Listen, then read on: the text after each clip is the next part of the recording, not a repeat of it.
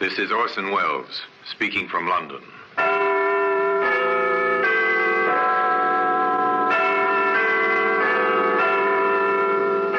Here in the grim stone structure on the Thames, which houses Scotland Yard, is a warehouse full of souvenirs, where everyday objects, a skipping rope, a glass, an iron, a stepladder, all are touched by murder.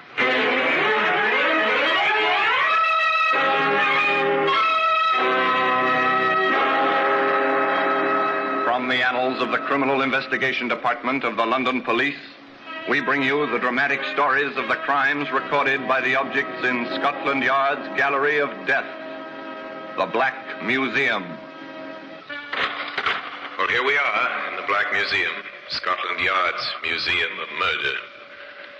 Here lies death, arranged neatly on the shelves and tables open to your view. Now, here's a spoon. It's a simple household spoon. Our murderer was meticulous. With this, he measured out a careful dose of poison. That oar up there on the wall, that was used by the stroke of a famous rowing aid at Henley. Later, it was used in anger, swung at a man who stood on the edge of a pier, stunning him. The man drowned in the Thames very quickly. Ah, here we are, the mandolin string. Just a coil of rust-spotted wire now. String from a mandolin. A relic of another era. An era of polished carriages, well-groomed horses, simple, sedate living, Edwardian England. And Louise Evans. Louise, my dear. Stuart, darling, I'm playing for you. In more ways than one, she's playing for you, Stuart. Louise, you've got to listen. Go ahead, son. She'll listen. Just say the right words. Louise, I love you. You're adorable. You're getting closer, Stuart. You're doing better now. Louise, my darling, will you marry me? At last. That's the way, Stuart. You see? I told you she was playing for you.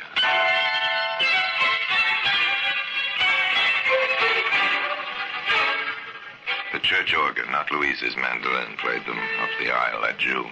They were quite happy, quite domestic, particularly on the quiet winter evenings. You're looking very well tonight, Louise. Thank you, dear. Anything of interest in the newspaper, Stuart? No, nothing you'd want to know about.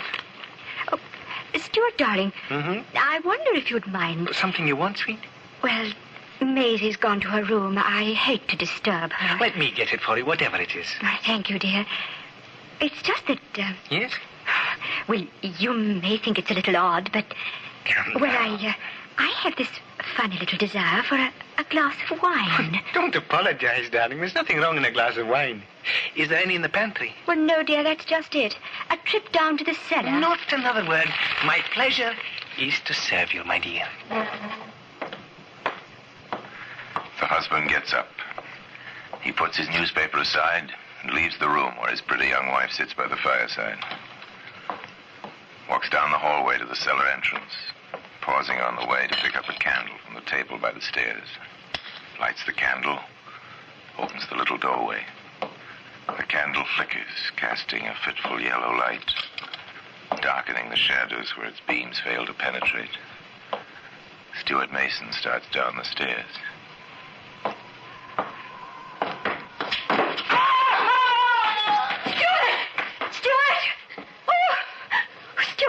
Me. Maisie! Maisie, help me! Help! Oh, what is it, madam? What is it? Oh, quickly, run for Dr. Lipton. Mr. Mason's fallen down the cellar stairs. He's hurt. I'm afraid he's badly hurt.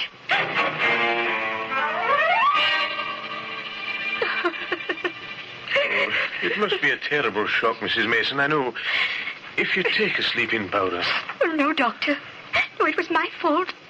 My silly wish for a glass of wine. If I hadn't asked him... Oh, Doctor, the least I can do is to face my grief. That's the least I can do for poor Stuart. If you wish, Mrs. Mason, I understand. Death is a terrible thing. When it comes so suddenly to one so young, it is most terrible of all. Yes, it is terrible. A broken neck, falling down the cellar stairs by flickering candlelight on a simple and hardly necessary errand. My dear, as a close friend of both your late husband and yourself, I feel justified in asking you to contain your grief. After all, you're young, and if I may say so, pretty. Nelson, you are sweet. I simply do not know how I would have lived through these long, long months without poor dear Stuart's friends, particularly you. This brings me to a point, my dear. I've meant to discuss it with you. I begin to feel something slightly more than respect for you, Louise. If I may take the liberty... Nelson, watch your words. Look out, Nelson. A pretty blonde widow with wide blue eyes, so delicate and fragile. Watch your step. Oh, my loneliness in this house. At night, the floors creak. They seem to try to speak with me. Maisie does her best, but it's still so... Well, you know. You're lonely, too, aren't you? I must confess, Louise, that I am.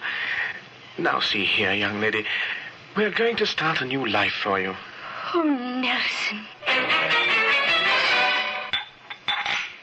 Some cream for Mrs. Church, Maisie. Yes, madam. Oh, thank you. You know, Louise, this is the nicest idea. Having coffee with our menfolk, I mean. I always hated the idea of the ladies withdrawing while the men had their port alone after dinner. Well, I can't say I mind when our hostess is as lovely a bride as Louise. Hey, Nelson, do you agree, old man? Of course I agree. After all, I married her. How you men do go on. Don't they, Alice? Let them, dear. It's one of their few pleasures. I have another pleasure I want to share with you, Alice. Friend, Yes, Nelson? Louise is absolute talent with the mandolin. Oh, Nelson, please. The mandolin, yes, I seem to remember you played very well, Louise. Oh, do, Louise, please. Well, really, my talent is so small. No, we won't take no for an answer, darling. Here it is. Now, what shall your first selection be? Oh, dear. One of the strings is missing. Oh, missing? Well, I was tuning it yesterday. One of the strings broke, and I didn't get downtown to buy a new one. Oh, I am sorry. Truly, I am. Perhaps next time you're here. Too bad. Really too bad. Would have been so nice. Recently married young lady with a gaily beribboned mandolin in her lap in a lamplit room. Would have been so nice. In fact, as they prepared for sleep, Nelson Carter said just that. Too bad about your mandolin string, dear. It would have been so nice to hear you play tonight. Ooh. What is it, dear? Oh, the sheets are icy. It must be really cold outside. Fred Church said it was. And you are so susceptible to colds. Darling, we've got to have a hot water bottle. Well, ring for Maisie, why don't you? Well, she was exhausted, poor dear. She worked so hard cooking and serving dinner. It seems unfair to disturb her. All right, I'll get it. Do you know where it is? In the kitchen cabinet, dear. Right in front. All right. I'd better take a candle. And use the back stairs, darling. It's shorter that way. Once again, a young man lights his way through a dark house toward a steep stairway by the flickering flame of a candle. Once again, a young man makes his way along a carpeted hallway. Starts a hurried descent of wooden stairs.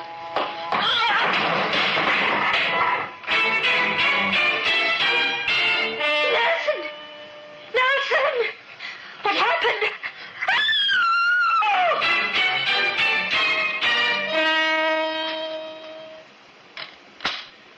All right, Maisie. Your mistress will rest now. I gave her a sedative. Oh, poor woman. Oh, poor child. Poor? This will be the second fortune she inherits. Hardly poor. 2 accidents like that. Oh, doctor, it's like the poor girl was accursed. Aye, it is. Well, things like this happen. As you say, 2 accidents and so much alike. I shall probably recommend that your mistress builds herself a new house with no cellar and all on one floor. Whatever for, sir? No stairs, my girl. No stairs for anyone to fall down and break his neck. Well, I'm on my way. No visitors allowed No until visitors. tomorrow, Maisie. And no stairs in a new house. Well, perhaps. Certainly for another year at least, the mandolin will be silent. I think that may be counted upon. That and the widow's weeds and the tearful glances from wide blue eyes. Of course, there was one item that no one counted on. You sent for me, Inspector? I did, Peck. What do you think of this? Anonymous, sir. Yes. Read it, will you? Inspector Higley, don't file this letter in the waste paper basket. I am not writing it without due thought and consideration. I cannot let you have my name as yet. But think of this. 2 young men of wealth and standing in the community have died via falls downstairs with broken necks as the consequences. Don't you think at least a perfunctory investigation is called for? Don't you think so? And it's signed, An Anxious Friend. Yes. Well, Sergeant? Well, someone with an education wrote it. Someone who hints he or she will come forward if we find anything. I cannot let you have my name yet. Yes, I noticed that, sir. Well, Sergeant, wear your best suit tomorrow. You and I are going calling on a young widow in Oxford Street. I understand she plays the mandolin. Rather well, in fact. Rather well. Yes, she played rather well.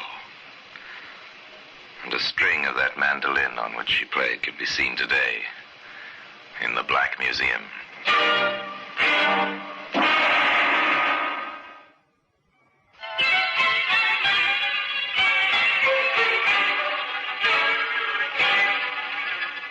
Two young men dead with broken necks. Both cases certified. Accidental death. And then an anonymous letter.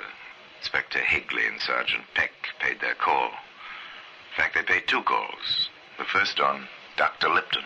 I'm rather glad you dropped in, Inspector. I know there's been whispering. 2 unfortunate accidents like this, it would lead to rumors. Rumors? I see.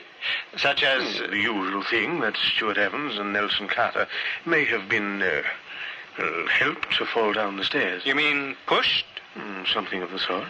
And your opinion, Doctor? My opinion is certified on the death certificate, sir. Accidental deaths, both of them. I see. Well, thank you, Doctor. I'm glad you're so certain. Yes, the good doctor appears quite certain. Nonetheless, Inspector Higley and Sergeant Peck made their second visit. Oh, I'm so glad you came to see me, Inspector. Thank you. It's not too often that the police are welcome. No, I suppose not. But, well, I can't help hearing about the things that people are saying. Maisie brings home so many odd tales. I was wondering, Mrs... Sergeant, interested in music? Quite a good-looking instrument, ma'am. I shall never play it again. Oh, why not? Both Nelson and Stuart loved the music. I cannot get over the fact that I took a mean excuse and refused to play the night that Nelson died. Oh? An excuse? Yes. You see, the Churches, Alice and Fred, were here. I see. Nelson was pressing me to play. I refused. Mm-hmm. I used a missing string as an excuse when I had a stock of strings on hand and could have replaced the missing one. I refused Nelson that last pleasure. Tell me, do you always keep a stock of mandolin strings on hand, ma'am? Yes, in the cold weather I do. I see. When the temperature drops, the strings seem to get brittle. Quite. They break quite easily. And where do you buy your mandolin strings, Mrs. Carter? At Murchison's music shop on the High Street. Oh, Inspector. Yes? Sergeant, I appeal to you as men of the world. Can't you help me scotch these dreadful things that people are saying? Can you? Would you? Please. The inspector and the sergeant said they'd try, and they did. Their business was facts. One fact turned up immediately upon their contact with Mr. Murchison at the music shop on High Street. He showed me the bill of sale, Inspector. Uh-huh. She bought the strings, sent the maid for him with a written order 3 days after this Carter fellow was buried. Interesting. Now, why would a woman who says she had a stock of strings on hand the night her husband died, and says further that she'll never play again, buy mandolin strings shortly after the funeral? An interesting contradiction in dates and actions. A further interesting contradiction came to light some 3 months later. Another of those anonymous letters, Sergeant. Just, she's playing that mandolin again. I seem to remember, Sergeant, that Mrs. Carter told us she'd never touched the instrument again. Such contradictory behavior seemed to indicate another call. The inspector dropped in on Louise Evans Carter to Mandolin.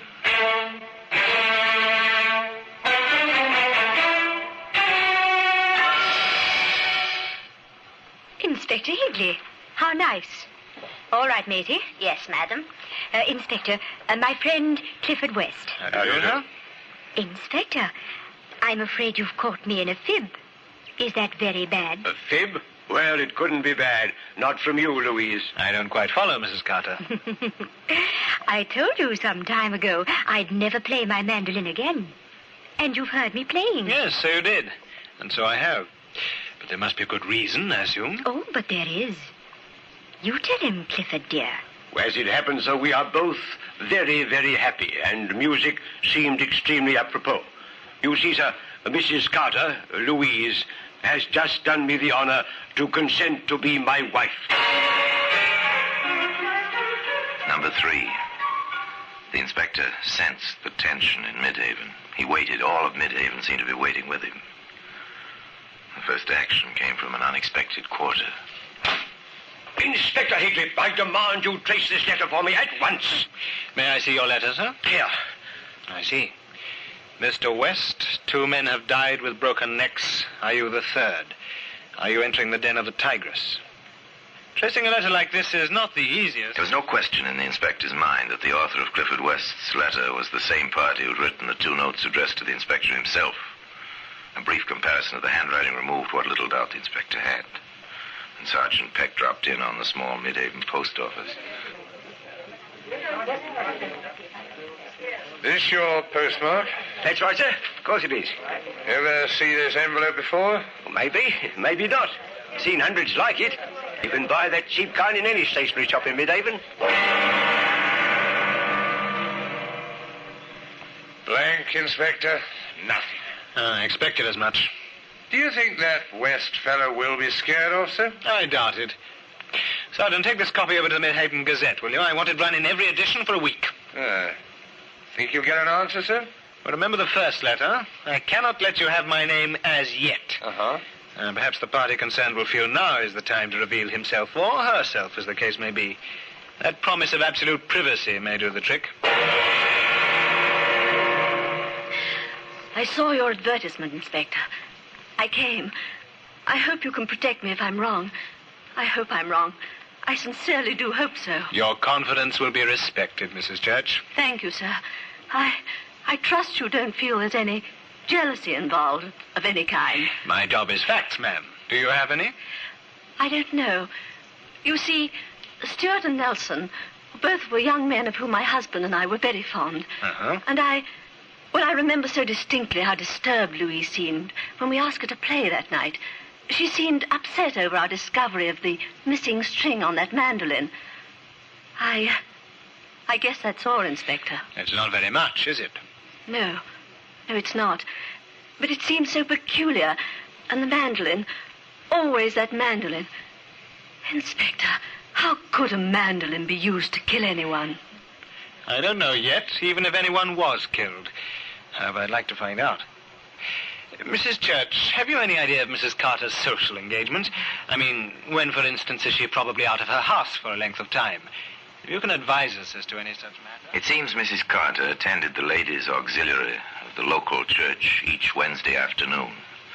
An activity a respectable young widow would be expected to enjoy. And it was Wednesday afternoon when the inspector and the sergeant called. The mistress isn't in, sir. I doubt if she'll be too long. May we wait? If you wish to, sir. The inspector went into the sitting room. Sergeant drifted toward the kitchen. Maisie safely occupied by the good sergeant, Inspector Higley swiftly found the cellar stairs. Carefully he moved down, examining each step, each lift and tread, each section of the baseboard. Halfway down. Well, interesting to say the least. Upstairs now to the back stairway. Again the careful examination. Again about halfway down. They'll do it every time. Every single time. Then quietly into the kitchen. Sergeant? Yes, sir? I don't think we'll wait any longer. I'm sorry, sir. The mistress went along to the vestry and she ought to be Oh, here that's all right. Just tell her we called, will you? Come along, Sergeant. We'll drop back another time. And the two policemen left the house to return to the inspector's office. It's something, Sergeant. Not much, but something. It convinces me, sir. And me. But how about a jury? I don't know, sir. Of course, if we had a bit more, the nails themselves, sir. Yes. Then there's the business of buying that stock of mandolin strings. Sergeant, we'll drop in on Mrs. Carter this evening. Do you by any chance play the mandolin?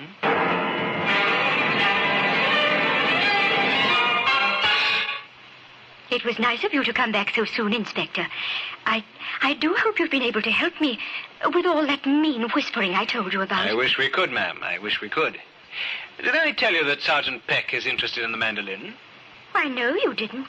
May I, ma'am? Oh, certainly.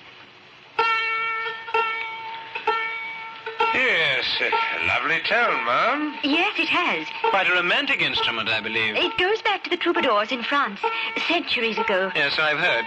It certainly had its place in your life, Mrs. Carter. Yes, I dare say it has. I've been wondering about something, Mrs. Carter. I hope you can help me. Well, if I can, I will, of course. We checked with Mr. Murchison at his music shop. Oh? Yes, he tells us you purchased a stock of strings shortly after Mr. Carter's death, not just before, as you told us. Well, then I'd forgotten the exact date. It seems rather peculiar that you should forget that after you made such a point of it to us. I was under a terrible strain. I'm sure... If you'd stop plucking that A string, Sergeant, my nerves are... Oh, I'm sorry, ma'am. I didn't mean to break it. I'll get you a new one. That won't be necessary, Sergeant. I have extras right here in this drawer. That was the A string, wasn't it? I'm rather surprised, Mrs. Carter. A woman of your obvious means keeping nails, and bent ones at that, in a drawer of a desk in her sitting room. I forgot to throw them away. Yes, I dare say you did. May I have them, please? Don't leave them alone. I dare say also that they'll fit exactly into certain holes in the baseboards of your cellar and back stairs, just above the steps where someone unsuspecting would trip over a tightly stretched mandolin string stretched between two nails, like these, Mrs. Carter. You're taken in charge, madam. The charge is willful murder of your two husbands. I must warn you that anything you may say may be taken down in...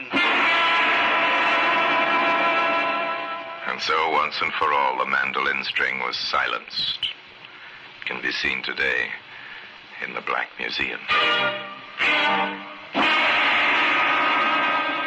Orson Welles will be back with you in just a moment. Louise Evans Mason Carter was tried for murder. The police stated facts and produced evidence. But Louise wept and lifted those blue eyes of hers to heaven, and the jury disagreed, and she was not convicted. Not in court. She was convicted by her neighbors and by her friends. They knew. And so, Louise Evans Mason Carter moved away, far north, to Scotland, alone. And there she died some 20 years later, still alone. And now, until next time, till we meet in this same place and I tell you another story of the Black Museum, I remain, as always, obediently yours.